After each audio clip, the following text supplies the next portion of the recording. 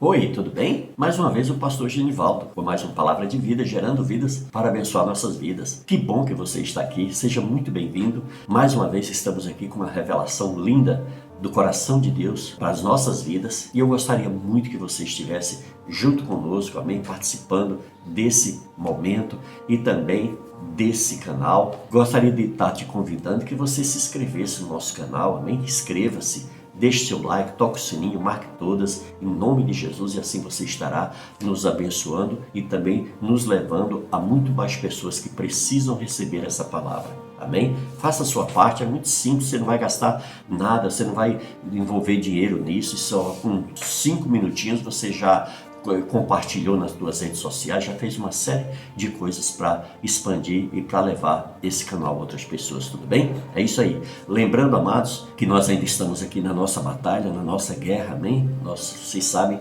nossa esposa Rose contraiu um câncer aí, nós estamos aqui na guerra, na batalha e queremos muito contar com as tuas orações. Nos ajude nas suas orações, em nome de Jesus. E falasse em orações, eu quero aqui também agradecer aos nossos intercessores. São homens e mulheres de Deus que amam orar, que têm um chamado nessa área de oração, amém? E o Senhor tem tocado o seu coração para você estar aqui nos cobrindo de oração, abençoando a minha vida, a minha família, abençoando o canal, abençoando os inscritos desse canal. As suas orações são muito importantes, amados, para que a gente não venha sair do propósito de Deus, para que a gente não venha perder a visão que o nosso Deus nos entregou, amém? Por isso é muito importante que você esteja orando e nos abençoando na sua intercessão, amém? Glórias a Deus. E você que tem um chamado, amado, nessa área de intercessão, abraça, esse é o momento. Deus está falando com você, porque Deus, Ele não quer que você seja uma árvore sem frutos, amém? Mas uma árvore frutífera, tá certo? Por isso, em nome de Jesus, venha dar frutos através do seu ministério de intercessão, amém? Glórias a Deus. É isso aí, meu amado. Olha, hoje Deus nos deu uma palavra poderosa, maravilhosa, mas antes eu quero lembrar vocês também do lado do nosso podcast. São o que? São o nosso trabalho em áudio, maravilhoso. Aí quando você está aí trabalhando, nos seus afazeres, seja em casa ou na rua, onde você estiver, você pode estar ali com o teu celular ligado, ouvindo as ministrações, amém? Aí no vídeo você vai ver as plataformas que você pode acessar. Se você tiver dúvida, vai lá no Google Podcast, coloca lá, Palavra de Vida Podcast, que o Google vai te dar algumas opções, tudo bem? É isso aí, queridos, então vamos em frente, porque o tempo passa rápido, não é verdade? É uma luta, vocês não precisam imaginar, às vezes a gente tem muita informação e a gente tenta passar no curto tempo, que é para o vídeo não ficar muito pesado, nem muito cansativo para vocês, mas nós sabemos que vocês são homens e mulheres que amam a palavra de Deus e com certeza vocês vão receber essa palavra de bom grado, amém? E hoje nós vamos falar de um assunto maravilhoso, nós vamos falar sobre a noiva de Cristo. Coisa linda, né? Amém? Quem é a noiva de Cristo? A noiva de Cristo somos nós, a igreja de Cristo, amém? E quando eu digo igreja de Cristo, nós, eu não estou aqui me dirigindo a uma instituição, amém? Instituição também, amém? Fazem parte da nossa vida, claro, né? É ali que a gente desenvolve a nossa fé, é ali que nós aprendemos, recebemos estudos da palavra de Deus, é ali que nós estamos constantemente sendo ensinados a jejuar, a orar, amém? Em todas as situações, amém? A igreja está participando na nossa vida, não é verdade? Mas hoje nós vamos falar sobre a noiva de Cristo, sobre nós, povo de Deus sobre essa terra. E veja bem, a figura do casamento, ela é usada frequentemente, tá certo? Veja o que é que diz aí em Ezequiel 16. Nossa, esse texto é muito lindo, amados. Você precisa estar sempre lendo essa passagem, que é maravilhosa. A gente vê aqui nosso Deus, Ele aqui diz, mostrando a preparação dessa noiva que o Senhor faz. Amém? Olha aí, no versículo, a partir do versículo 8. Passando eu por junto de ti, vi-te, e eis que o tempo era tempo de amores. Estendi sobre ti as abas do meu manto e cobri a tua nudez. Dei-te juramento e entrei em aliança contigo, diz o Senhor Deus, e passastes a ser minha. Então te lavei com água e te enxuguei do teu sangue, e te ungi com óleo. Também te vesti de roupas bordadas e te calcei com couro da melhor qualidade, e te cingi de linho e te cobri de seda. Também te adornei com enfeites, e te pus braceletes nas mãos e colar e roda no teu pescoço. Coloquei-te um pendente no nariz, arrecadas nas orelhas e linda coroa na cabeça. Assim fostes ornada de ouro e prata. O teu vestido era de linho fino, de seda e de bordado. Nutristes de flor de farinha e de mel e azeite. Eras formosa em extremo e chegastes a ser rainha. Correu a tua fama entre as nações por causa da tua formosura, pois era perfeita por causa da minha glória que eu pusera em ti, diz o Senhor Deus. Mas confiastes na tua formosura e te entregastes à lascívia graças à tua fama e te oferecestes a todo o que passava para seres dele. Tomaste dos teus vestidos e fizestes lugares altos, adornados de diversas cores, nos quais te prostituístes. Tais coisas nunca se deram e jamais se darão. Tomastes as tuas joias de enfeite, que eu te dei do meu ouro e da minha prata. Fizestes estátuas de homens e te prostituíste com elas. Tomastes o teu vestido bordado e as cobristes o meu óleo e o meu perfume puseste diante deles. Que coisa tremenda, né, amados? Amém? Glórias a Deus.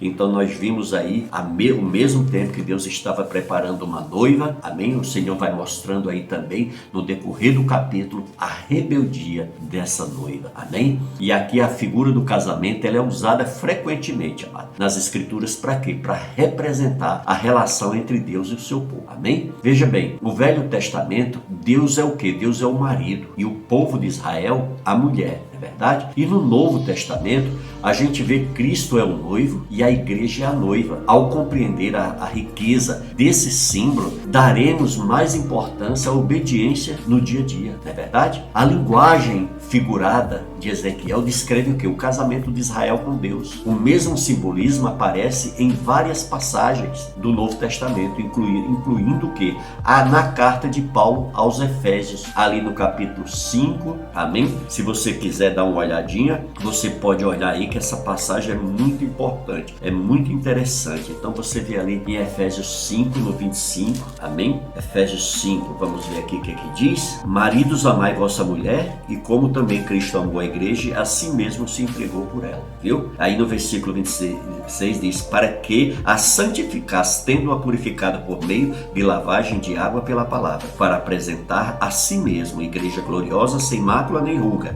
nem coisa semelhante, porém santa e sem defeito. Que lindo, hein? Glórias a Deus, é muito lindo as coisas de Deus, amado. Aí o versículo 32 diz, grande é este mistério, mas eu me refiro a Cristo e à igreja, amém? Então nós vimos aqui como é tremendo. Costumes dos casamentos da época da Bíblia, né? Do tempo de Jesus, do mesmo antes de Cristo, né? No tempo do povo de Israel com o seu Deus. Antes de examinar alguns desses trechos bíblicos, nós devemos observar algumas informações históricas sobre o costume do casamento nos tempos bíblicos. O processo do casamento envolvia várias etapas, amém? Incluindo o quê? O desposório, é o primeiro passo oficial ao casamento. Foi um compromisso assumido pelo casal, muitas vezes arranjado pelos pais, em que se prometeram um ao outro. Assim Maria foi o que? Desposada com José. Está lá em Mateus 1,18, não é verdade? Presentes foram dados à noiva e à sua família pelo noivo ou à sua filha. Se você depois puder dar uma olhadinha lá em Gênesis 24, dos 52 ao 53, vai mostrando ali. Esta prática é semelhante ao que é o pagamento do dote, ou alguns países até os dias de hoje. Jacó serviu seu sogro durante o que? 7 anos para quê? Para poder casar-se com Raquel, né? Vocês conhecem bem ali em Gênesis 29, do versículo 18 a 20, vocês vão poder ali ter um entendimento. O intervalo de espera também acontecia. Veja bem, aconteceu o casamento durante este tempo. Era importantíssimo manter a pureza e que a noiva se preparasse para o seu noivo. Caso contrário, poderia o quê? Romper o casamento, poderia acabar o casamento, amém? Lá em Mateus 1, no versículo 18 e 19, fala sobre isso. Se você quiser dar uma olhadinha, vamos aqui dar uma olhadinha nessa passagem. 18 e 19, que diz assim, olha: ora, o nascimento de Jesus Cristo foi assim. Estando Maria, sua mãe, desposada com José, sem que tivesse antes coabitado, achou-se grávida pelo Espírito Santo. Mas José, seu esposo, sendo justo e não a querendo infamar, resolveu deixá-la secretamente. Então isso podia acontecer, amém? Devido à quebra desses costumes. Veja bem, as bodas ou banquete nupcial começava quando o noivo chegou à casa da noiva para levá-la para sua casa. E ali já começava. A noiva esperava a chegada dele, usando roupas, joias, espécies, né? E era o que? Acompanhada pelas donzelas e por outros convidados. A festa das bodas tipicamente durava uma semana. A gente vê isso, né, no povo de Israel, nos seus costumes. Lá em Gênesis 29, no versículo 21 a 23, no 27, amém? Juízes 14, 17, Mateus 25, do 1 ao 13, amém? E a partir das bodas, os dois agora eram o quê? Era uma só carne, morariam juntos, viveriam juntos para sempre, amém? Enquanto tivesse vida nesse mundo, até que a morte os separasse, não é verdade? Consideremos essas etapas em relação ao que é o simbolismo bíblico, amém? E o casamento de Cristo e a igreja, nós podemos o que? Relacionar a linguagem bíblica, como as fases de casamento citadas acima. Jesus veio ao mundo e fez grandes promessas ao seu povo, amém? Nós também prometemos o que? Ser fiéis a Ele. Quando nós nos convertemos dessa forma, tanto Cristo como o povo dele assumem o quê? O compromisso de quê? De desposório, amém? Da mesma forma que o noivo dava coisas de valor à noiva e à família dela, Jesus pagou o quê? Pagou um valor altíssimo para casar-se com essa igreja, para que essa igreja fosse sua noiva. Ele comprou a igreja com o quê? Com o seu próprio sangue. Atos 20 e 28 diz: Cristo amou a igreja e a si mesmo se entregou por ela. Nós lemos lá em Efésios 5, 25 também, né? Que o Senhor Jesus é o quê? Maridos, amai a vossa mulher, como também Cristo amou a igreja e a si mesmo se entregou por ela. Viu que coisa linda? A nossa situação atual, amados, é bem se descreve como um intervalo de espera. Mesmo se já tenhamos entrado em comunhão com o Senhor, ainda fomos o que? Lavados, amém? E levados à habitação eterna na presença dele. Por isso e por esse motivo, diversos trechos no Novo Testamento, eles enfatizam a necessidade de nos preparar para a vinda do noivo. Jesus quer voltar e ele quer encontrar uma noiva gloriosa. Olha o que aqui diz Efésios 5, 27. Gloriosa sem mácula, nem ruga, nem coisa semelhante, porém santa e sem defeito. É essa noiva que o Senhor quer para habitar com ela. Ele se sacrificou para quê? Para santificar, para purificar a sua igreja, a sua noiva. Ele quer que os seus discípulos se mantenham santificados. Amém? Glórias a Deus. Então nós temos que nos manter santificados. Veja aí o que é que no Evangelho de João, capítulo 17, rapidinho, para a gente dar uma verificada nisso aí, né? João 17, no versículo 17 e 19, que diz assim: santifica-os na verdade, a tua palavra é a verdade. Aí o versículo 19 diz: e a favor deles eu me sacrifico a mim mesmo, para que eles também sejam santificados na verdade. Que coisa linda, né?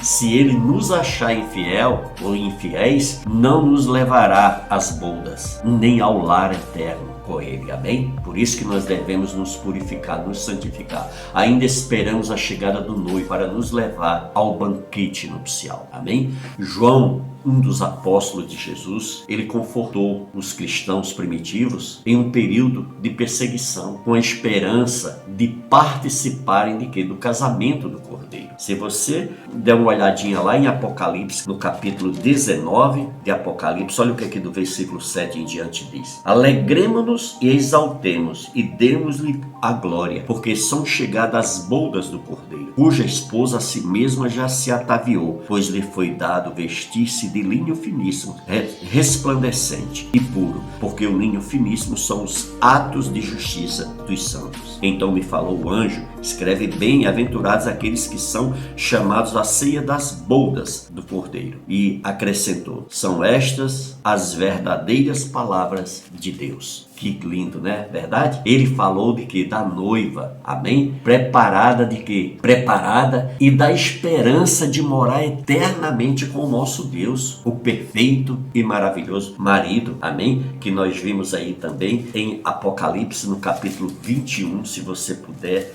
abrir sua Bíblia aí, faça isso, amém? 21, no versículo 2 e 3, que diz assim: vi também a cidade santa e a noiva, Jerusalém, que descia do céu, da parte de Deus, ataviada como noiva, adornada para seu esposo. Então ouvi a grande voz vinda do trono, dizendo: eis o tabernáculo de Deus com os homens. Deus habitará com eles e eles serão povos de Deus, e Deus mesmo estará com eles. Que coisa tremenda, amém? Como a noiva esperando a chegada desse noivo, a igreja hoje aguarda a vinda de Jesus, amém? Ele levará os fiéis às boldas e Deus habitará com a sua esposa para sempre, amados. Por isso que vale a pena todo o esforço, a noiva adornada para seu esposo, todo o simbolismo do casamento do Cordeiro com a igreja. Faz o que? Ela apresenta um belo conto romântico, mas há muito mais nessa história, amém? As escrituras servem para quê? Para nos habilitar para toda boa obra, amém? Se você puder abrir sua Bíblia aí em 2 Timóteo, amém? 2 Timóteo, no capítulo de número 3, no versículo 16 e 17, que diz assim, olha: toda a escritura é inspirada por Deus e útil para o ensino, para a repreensão, para a correção, para a educação na justiça, a fim de que o homem de Deus seja perfeito e perfeitamente habilitado para toda boa obra. Que lindo, não é verdade? Coisa tremenda, amém? Toda essa história de uma noiva esperando a chegada do noivo serve para quê? Também para nós, amém? E para nos instruir, amém? A ênfase de texto como Ezequiel 16, Efésios 5 está o quê? Está adorno da noiva. Consideremos algumas mensagens muito importantes. A beleza da noiva, ela vem de quê? Ela vem do noivo. Não é assim nos casamentos humanos que nós conhecemos a noiva, escolhemos o vestido, né? A noiva vai escolher aquele vestido com a sua mãe, com a sua família, ela arruma os cabelos, ela faz tudo para quê? Para chegar à cerimônia bem adornada, para quê? Para agradar ao seu noivo, né? Mas toda a beleza da noiva de Ezequiel 16, do 1 ao 14, veio de quê? Do marido. Deus encontrou Israel como uma menina recém-nascida, abandonada pelos próprios pais. Ele cuidou dessa menina durante anos, amém? E quando ela cresceu, casou-se com ela e fez o quê? E a levou e a vestiu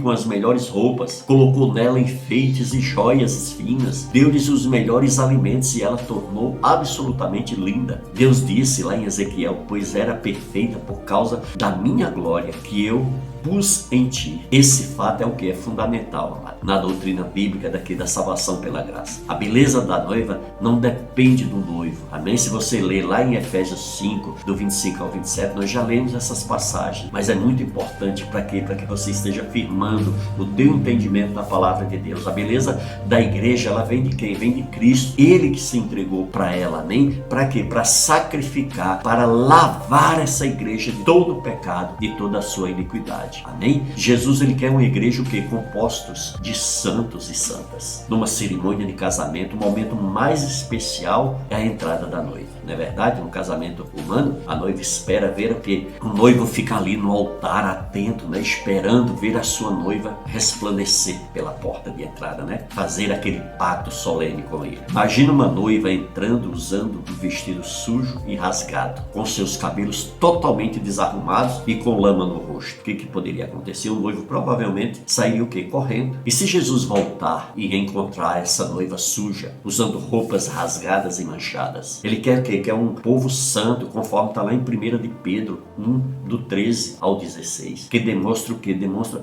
a sua santidade no seu proceder no dia a dia, amém? Lá em 1 de Pedro 2, do versículo 11 ao 23 também, nos dá grandes lições, amados, amém? Para a gente buscar uma vida de santidade. Nem todas as igrejas agem como uma noiva pura, amém? Considere a igreja da Ásia, a congregação em Éfeso não aceitava o quê? Não aceitava homens maus, mentirosos, mas abandonou o seu primeiro amor. Não é isso que a gente vê ali em Apocalipse? Abandonou seu primeiro amor e fez o quê? E caiu. Está lá em Apocalipse 2, do 2 ao 5. E aí também a gente vê na igreja de Pérgamo. A igreja conservava o nome do Senhor e não negou a fé, mas tolerava o quê? Os que ensinavam falsas doutrinas, ou seja, ensinamentos errados. Ali em Apocalipse 2, do 13 ao 15, você pode testificar isso. A igreja de Tiatira era dedicada e ativa com as obras, mas ela tolerava a falsa profetisa Jezabel. Ali em Apocalipse 2, do versículo 19 ao 20, nos dá esse entendimento. E a igreja, o que dizer da igreja de Sardes? A igreja tinha o quê? Uma reputação de ser viva, mas estava morta. Ela está lá em Apocalipse 3, do 1 ao 4. E o que dizer da congregação de Laodiceia? Tornou-se o quê? Morna. Está lá em Apocalipse 3, do 15 ao 19. O livro de Apocalipse, amados, contém carta aos anjos das 7 igrejas. E se tivesse mais uma, ao anjo da igreja, né, sei lá, da igreja que você congrega, o que diria esta carta? Jesus elogiaria a fidelidade, a dedicação da igreja, ou teria o quê? Uma lista de queixas? Coletivamente, amada, a congregação, ela prega a prática, a verdade. Louve a Deus conforme a palavra dele. Rejeite doutrinas falsas, ensinamentos errados. Amém? Uma igreja o Senhor quer uma igreja sem mácula, nem ruga, nem coisa semelhante, porém santa e sem defeito. Antes de dar uma resposta definitivamente, lembre-se de que a igreja ela é composta de pessoas. Individualmente falamos e vivemos conforme a verdade. Somos seguidores de Cristo. Amém? Nós não seguimos o mundo, seguimos a Cristo. Buscamos o quê? A prosperidade espiritual ou material, ou qualquer outra área da nossa vida que ela venha a ser próspera e abençoada, nós buscamos de quem? Buscamos de Deus. Usamos a palavra de Deus como espelho. Para quê? Para corrigir nossas vidas. Amém? Ou imitarmos o mundo? Não, de maneira nenhuma. Nós devemos ficar aonde? Fazendo sempre e nos espelhando no Senhor e fazendo a sua vontade, andando em obediência e em submissão. Amém? Devemos ser santos, como Deus é santo. Ele diz lá em Apocalipse 19, 9: Bem-aventurados aqueles que são chamados à ceia das bodas do Cordeiro. São estas verdadeiras palavras de Deus. Amém, queridos? Então que você guarde essa palavra no seu coração, que você permaneça e prevaleça fiel a Deus, a sua palavra, em obediência, em submissão, sempre com o coração voluntário, se deixando ser tratado, limpo, verdadeiramente adornado para o seu Deus, porque Ele virá te buscar. Ele virá num abrir e fechar de olhos para levar a sua igreja, amém, da qual Ele está santificando através da sua palavra, amém? Fique na paz do Senhor Jesus. Muito obrigado por estar comigo em mais essa mensagem. Eu gostaria muito de contar com o teu apoio, que você esteja aí, amém, se inscrevendo no canal, nos ajudando nessa missão, nesse projeto, em nome de Jesus, tá certo? Fique na paz do Senhor Jesus, que Deus abençoe você, Deus abençoe sua família, amém? Fique com Deus e até a próxima.